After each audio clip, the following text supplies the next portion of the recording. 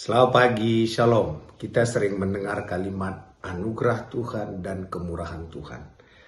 Apa itu perbedaannya?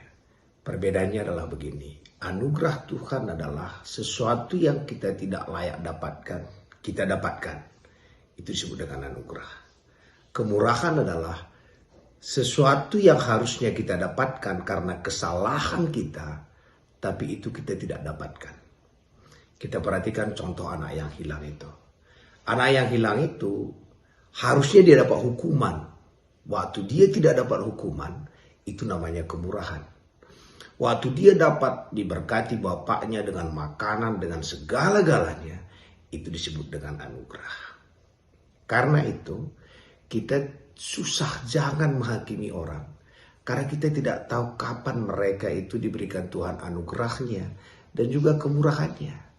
Mungkin kita katakan, apa yang kamu tabur itu yang kita tuai. Ya, kita menabur dosa. Yesus yang tuai. Jadi jangan selalu mengatakan, kalau memang kita yang tabur, kita yang tuai, maka fungsi Yesus jadi tak ada. Tidak selamanya yang kita tabur itu kita tuai. Mungkin Yesus yang tuai. Jadi waktu kita berdosa, dia yang tuai. Karena itu kita jangan menghakimi orang. Kita tunggu-tunggu dia jatuh. Kita tunggu-tunggu, dia buat begini, dia buat begini, dia buat begini. Kita tunggu saja. Jangan. Kita nggak tahu kemurahan Tuhan dalam dirinya. Kita tidak tahu anugerah Tuhan dalam dirinya. Kita lihat Bethesda itu artinya adalah kemurahan Tuhan ataupun rumah kemurahan Tuhan. Ada yang sakit selama 38 tahun di dekat kolam itu.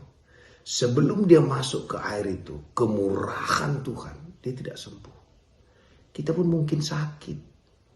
Tapi obat satu-satunya yang menyembuhkan kita adalah menyadari ada kemurahan Tuhan dalam diri kita. Maka Yesus kasih ilustrasi. Ada yang kerja 1 jam, kerja 2 jam, kerja 3 jam, kerja 11 jam. Tuhan kasih upahnya sama. Yang 11 jam protes. Wah, kok sama? Apa kata Tuhan? Ya suka-suka aku.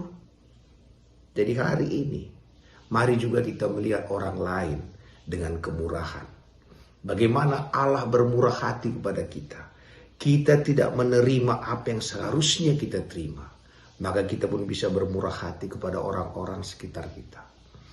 Harusnya karena perbuatan dia kita benci, kita tidak benci lagi. Harusnya karena perbuatan dia kita marah, kita tidak marah lagi. Itu namanya kemurahan Tuhan. Dan itu hanya bisa terjadi kalau kita pun bisa menerima kemurahan Tuhan. Pagi hari ini jangan hakimin diri kita atas hal-hal yang pernah kita buat salah, atas apapun itu dalam kehidupan kita. Karena Allah bermurah hati dalam diri kita. Kita tidak mendapatkan apa yang harusnya kita dapatkan. Tapi Allah lakukan itu dengan Yesus di kayu salib. Jadi sebuah kemurahan dan anugerah Tuhan itu tidak cuma-cuma. Yesus bayar semua di kayu salib. Sehingga apa yang kita harusnya tidak terima, kita terima. Itu anugerah. Apa yang harusnya kita terima karena kesalahan kita tidak terima. Itu kemurahan Allah.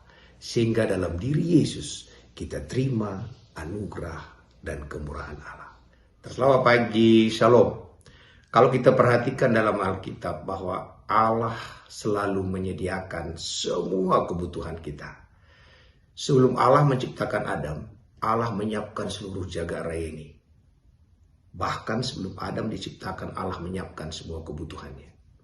Dan waktu Adam jatuh ke dalam dosa, tanpa pun Adam berdoa, Allah siapkan domba. Sehingga ditutuplah mereka, yaitu melambangkan Yesus. Ketelanjangan mereka ditutup oleh kulit domba itu. Itu melambangkan Yesus. Dan waktu orang Israel keluar dari tanah Mesir, tanpa mereka berdoa pun Allah menyiapkan tiang awan, tiang api. Allah selalu menyiapkan. Waktu Abraham hanya taat kepada Tuhan, korbankan anakmu, dia korbankan. Dia juga tidak berdoa kok bahwa akan ada domba yang menggantikan. Yang mau saya sampaikan, Allah selalu menyiapkan semua kebutuhan kita. Maka kita mengatakan, Allahku akan memenuhi segala keperluanmu menurut kekayaan dan kemuliaannya. Apa beda keperluan dan keinginan? Keperluan seperti ini. Anak saya kuliah, kebutuhan uang kuliahnya saya siapkan. Tapi keinginan dia mau jurusan apa, urusan dia. Maka Alkitab juga mengatakan, nyatakanlah segala keinginanmu kepada Tuhan. Jadi kebutuhan kita dia lengkapin semua kebutuhan kita dia kasih. Tapi Tuhan tidak pengen kita jadi robot. Dia juga bertanya kepada kita, kalau ada keinginanmu, engkau nyatakan segala keinginanmu. Jadi kita lihat betapa baiknya Tuhan.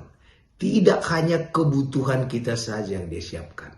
Bahkan keinginan kita pun bisa kita sampaikan kepada Tuhan. Dan Tuhan yang punya hak memilah mana yang baik kepada kita, mana yang tidak baik kepada kita. Jadi hari ini, semua kebutuhan kita Allah telah siapkan. Karena itu Yesus membayar segala pelanggaran kita, membayar dosa kita, membayar penyakit kita, membayar segala-galanya bagi kita.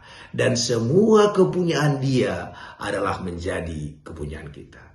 Hari ini kalau kita punya masalah apapun, selalu percaya bahwa Allah memenuhi semua kebutuhan kita. Dan Allah tidak bisa berbohong.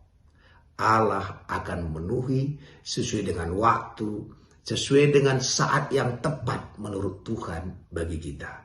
Jadi kerjaan kita adalah bersukacita melihat tangan Tuhan menolong kita. Tetapi kadang-kadang waktunya berbeda, sama seperti Daniel. Waktu dia dimasukkan ke lubang singa, Tuhan tidak menolong dia di luar.